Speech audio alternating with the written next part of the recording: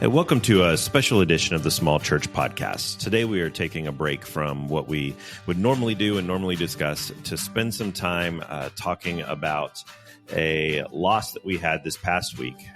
We do want to thank you for taking time to tune in to this episode of the Small Church Podcast, and we hope that whatever you're dealing with, whatever you're facing this week, that this episode maybe provides some comfort, some insight, and some healing for you. We do want to take a moment to say that the Small Church Podcast is brought to you by Higher Ministries, and we're thankful for the support that they provide. And we want you to know that we will be back next week with our regular programming and regular episodes ready to go for you. But today we wanted to take some time and discuss some stuff dear to the heart of the Small Church Podcast. And so we invite you to join us as we spend some time with Robert Kell, and I'm Tony Marr, spending some time together here today. So, Robert, we are doing things a little bit different here on our show today. For many of our listeners out there, especially those that have been with us from the very beginning of the show, we, our co-host, dear friend, mentor, so much more than that, Bruce Montgomery, had a stroke a couple of months ago now, hard to believe, while he and his family were on vacation in Florida. And very sad to report that Bruce passed away a couple of days ago as a result of the stroke that he had and just the complications and his brain not being able to support his body anymore. He was home, as we've given several updates over the last several months on Bruce and how he's doing. And he was home, and he had to go back to the hospital for some issues. And then when they discharged him from the hospital, they sent him home on hospice care. And so knew that this was coming, but heard from Carol just a couple of days ago. And this episode won't air for a couple of weeks. So probably by the time this episode airs, most people will have heard that. But if you're wherever you're at in the country, wherever you're listening to our show, maybe you knew Bruce personally, maybe you only knew him through the airwaves and the podcasts here on the Small Church Podcast. But we wanted to take some time today and reflect on Bruce's journey, his life, what he meant not only to this show, but to us, and I know to so many of you. If you would like to share stories about Bruce, share thoughts, impact of Bruce, you can do that by visiting higherministries.com or on our Facebook page, Higher Ministries. Bruce's memorial service will be held on October 13th at Seeger Chapel on the campus of Milligan University, and visitation will be from 2 to 6, and then the service will be at 6 o'clock. So, Robert, I know that you really only knew Bruce through the show here. For about a little over a year. And I did my first episode. It was May, June of 23. And so, but Bruce is just, his background, of course, is communication. So he's all about connection and reaching out to people. And I'm sure we'll have, at least this maybe be the first of many times we talk about, Bowling Green or something like that. You look at his connections and his deep love for places that he served and for places that he ministered. And that's just not something that's not something that's lost when you sit with someone, even if it's a short time.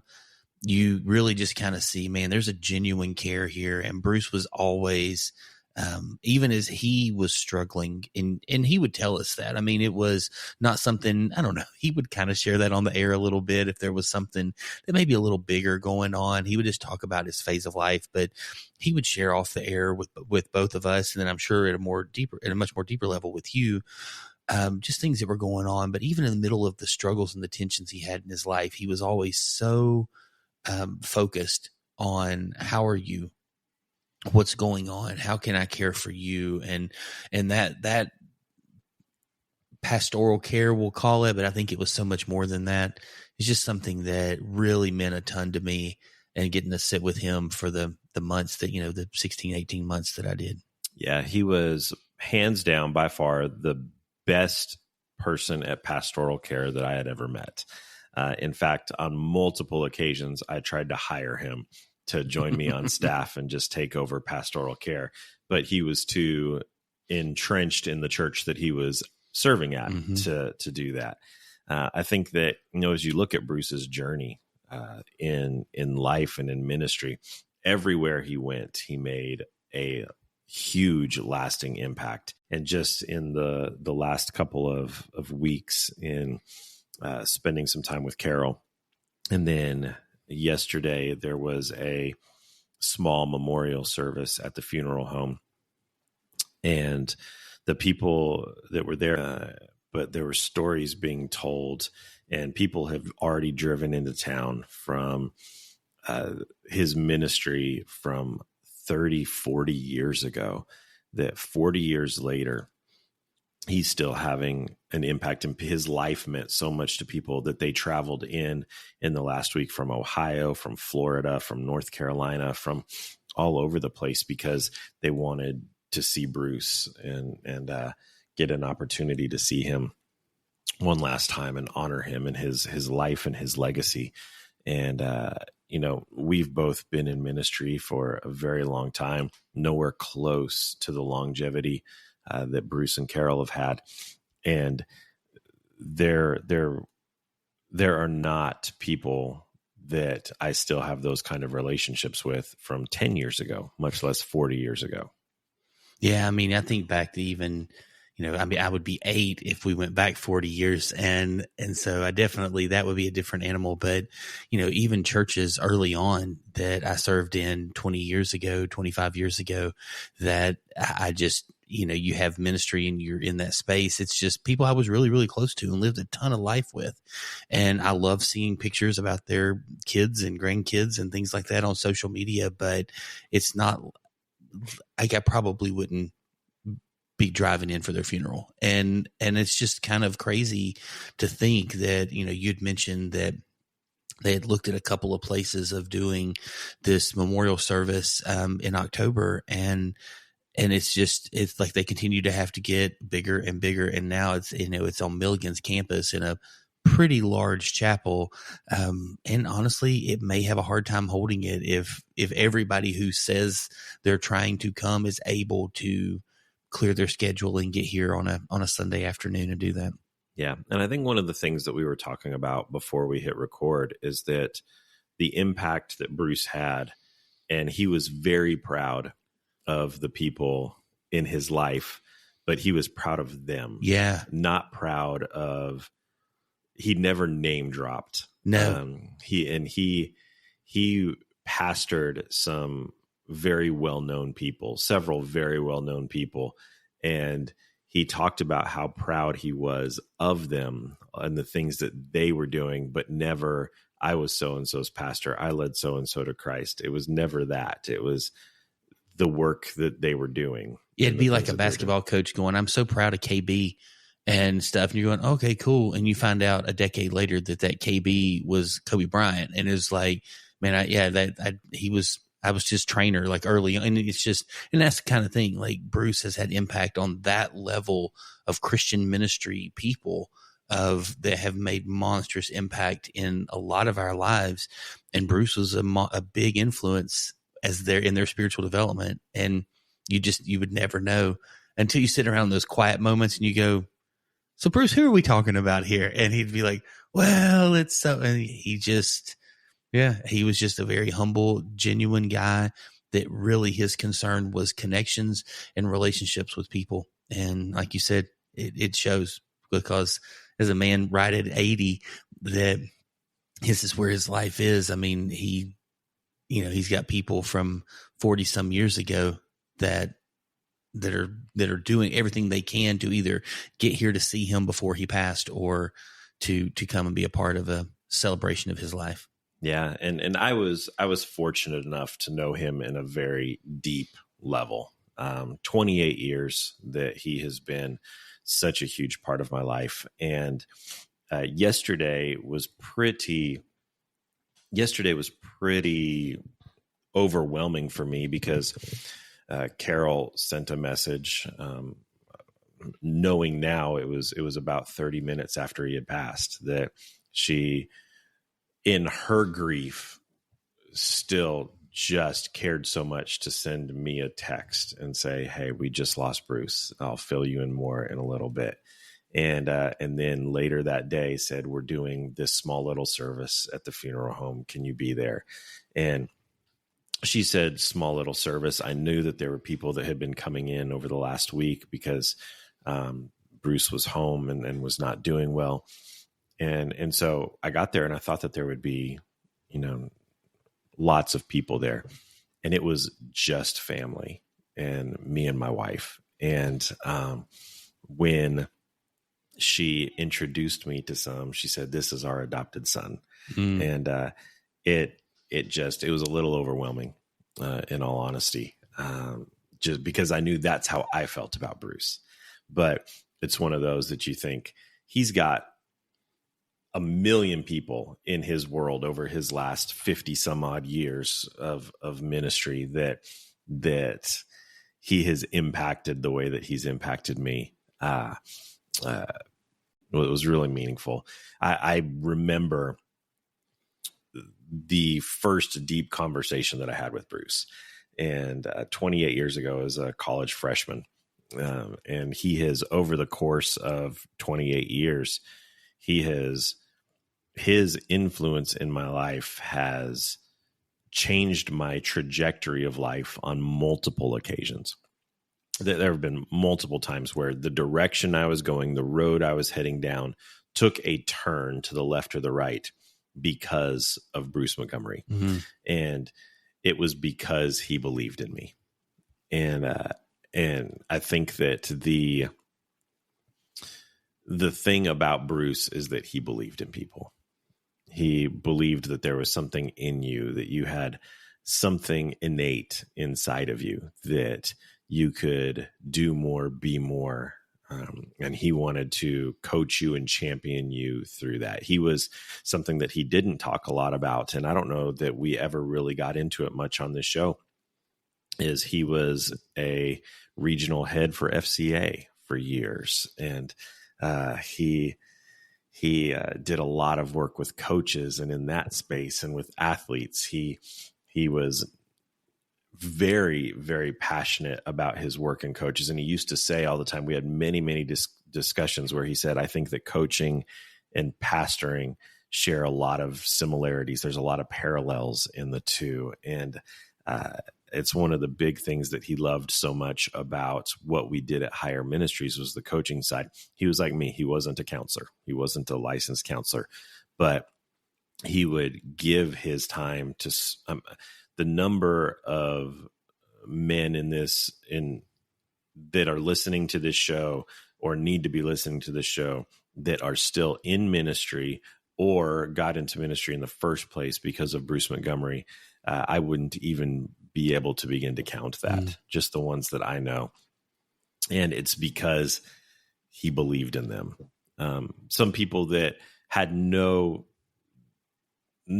aspirations to go into ministry that have now been in vocational ministry in some sort for decades because he believed in them and he encouraged them and supported them and pushed them. And the kingdom of heaven on earth is so much larger because of his life and his influence, and that of Carol as well, because she was right there every step of the way. Yeah, you just said right before we got on the air, 57 years that they had been married, and that is absolutely crazy. And so it's a long life to live together. That is really, really special. That's something you don't see anymore at all. And so very thankful for his influence in my life, as short as it was.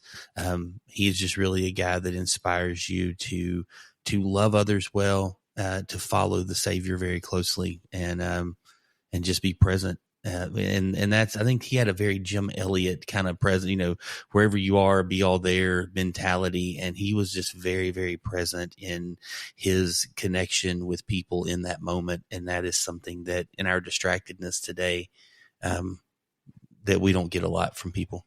Yeah. So, yeah. One of the things that always amazed me about Bruce is there was a period of time. So our relationship went through many different phases. It started as he was a professor. He was my professor and our campus minister when I was in school. And so for 4 years, he was my favorite professor. And he and Carol would have me over to dinner and took me on trips. Like we did a couple of trips within the campus ministry at Milligan. He gave me opportunities at Milligan that made other people at Milligan, other students, very upset. That Milligan used to have this program, they maybe still do, called Vespers, and it was on Sunday evening, and it was a big service that a large majority of the campus would go to. It was a huge, huge deal. It was incredible. And he was the campus minister, so he was over that. And second semester of my freshman year, he asked me if I wanted to speak at Vespers, like do the message. And I'm like, I'm 18 years old. I've been coming, to Vespers every Sunday night for the last 6 months. There's never been a student, much less a freshman. He said, yeah, I think you should do it. I think you'd be great. And I was the only Milligan student that spoke at Vespers that year, much less I was a freshman when there were seniors that were Bible majors and stuff. And it was all because Bruce believed in me. Never would have happened if Bruce didn't believe in me. And he started as my professor, and in some ways my pastor, because he was my campus minister, and then went from that to being a mentor. When I graduated, moved to Las Vegas to plant a church. And every time I would come back to the area, number one on my list was to set up a lunch or something with Bruce. And back then it was Dr. Montgomery. And I can remember when he said, we've passed the stage of you calling me Dr. Montgomery. You can now call me Bruce. And that took a while for that to become something that I was comfortable doing. But he went from being my pastor and professor to being my mentor to then just being a dear friend. And Carol said something the other day when we were talking, and she was introducing me to someone that was at their house from out of town, that she said, Tony lost his dad a couple of years ago. And when he did, he really started to look at Bruce as kind of that second father. And I said, no, it was long before I lost my dad. That I was very fortunate to have the most incredible father in the world. But Bruce was also in that role for the better part of 20 years of my life. And so just a really incredible human being, incredible man, incredible friend, and someone that will be dearly, dearly missed for eternity. Yeah. What's one fun story? Because I know there's not much else. There's not a lot more, and I have not really anything to add. And so, but what's one fun story that you can kind of lead us out here with? So we did a lot of traveling together. There was a season in higher ministries life, and when Bruce and my dad and I started higher ministries in 2005, I was just riding their coattails. We've talked about that some off air a lot, that I was just riding their coattails, and we were doing a lot of traveling for a couple of years there, working with churches all over the country. And anytime we would go somewhere that we would drive, the three of us, Bruce would always sit in the back seat of the car. And sometimes we were having 8, 9, 10-hour drives places, and he would massage my back the entire way, massage my shoulders and my neck. He'd sit right behind me and just reach over the seat and just massage me the whole way. And he just cared about people, and he wanted you to be comfortable. no matter what, he wanted you to be comfortable. But I maybe told this story on air before. I don't remember. I don't know if I did. I told this yesterday to the family because it's one of my favorite memories. Just Bruce and I went to work with a church in the Washington, D.C. area. And we were there for several days. And I have family who lives in the Baltimore area, which is, sister cities with D.C. there. And I love Inner Harbor, Baltimore. And Bruce had never been to Inner Harbor. So I told Bruce, I said, I'm going to take you to Inner Harbor. And so we'd finished up with our work have I told you this story? I don't know if you've told it on air. I know this, but it's hilarious. It's really funny. And so we'd finished up our work with the church for the day. It was late. It was probably already 6, 7. We hadn't had dinner or anything yet. And I said, we're going to hop on the train and we're going to go to Inner Harbor. I'm going to show you Inner Harbor. We're going to walk around. And so we take the train, we get there, and we're doing all the Inner Harbor stuff. We go to eat at Cheesecake Factory. We're walking and taking a look at Camden Yards, and there wasn't a game or anything like that. I don't even remember what time of year it was. But showing them Camden Yards, we hop out and take one of the little paddle boats out on the harbor, and we're just walking around, and then look at our watch, and it's like 10:30, 10:45 at night. And the last train to get back to DC leaves at 11, and we're 1.5 miles away from the train station where we need to be to. We've wandered so far away from there, and there's no way for us to get back to our hotel if we miss this train, other than paying probably $10,000 for a cab. And I'm going to put this as politically correct as I can. Inner Harbor, Baltimore at 11 o'clock at night is not it's not the safest place in the world, especially where we're at and where we needed to get to. The quickest possible route for us to get to where we were, to where we needed to be to catch this train in a matter of a couple of minutes. And I said to Bruce, I said, we've got to go. Now, Bruce, he's talked about this some on this show, I think, in the past, but off of this show, he loved to talk about his athletic prowess when he was young, that he played college basketball. You wouldn't know it looking at him because I think he's like 5'6" or something like that, that he played college basketball, was by his account a very good baseball player as well, coached basketball and baseball for many years. And by his stories, he was an elite, exceptional athlete. Well, he was at this time probably in his mid 60s. And I said, Bruce, we've got to go. And we start. And then I'm looking and said, no, we've really got to go. And we pick up the pace a little bit. And then I'm looking at the watch and looking at the time, looking at what's happened, where we're at, how far we've got to go. And I said, Bruce, no, we've really got to go. And you've got this 65, 70-year-old Bruce Montgomery that is sprinting with his bags of stuff that he's bought and his leftovers from Cheesecake Factory and bags of souvenirs from Inner Harbor, that we are sprinting through downtown Baltimore to get back to this train. And I mean, let me just tell you, the guy wasn't lying about his athletic abilities, and they all surfaced. He's hurdling cars and weaving through people, and he's 65, you're 30, and he's leaving you in the dust. Just killing me. Yeah, just killing me there. And we made the train by like 1 minute. We had like one minute, less than a minute before they were shutting those doors and taking off. And we made that train. And then we sat down and we get seated on the metro train that's taking us back to DC, and we're pouring sweat and out of breath. And when we catch our breath, he looks at me and he says, I'm never going anywhere with you again. And I was like, very good. Yeah, that's probably my favorite story of Bruce. I love that story. That's so good. Well, man, it was he's really been missed. He says in the intro, like, to bring even more to the show. And so it was so fun recording that with him. And he very much, I think we all had a little bit of a cold.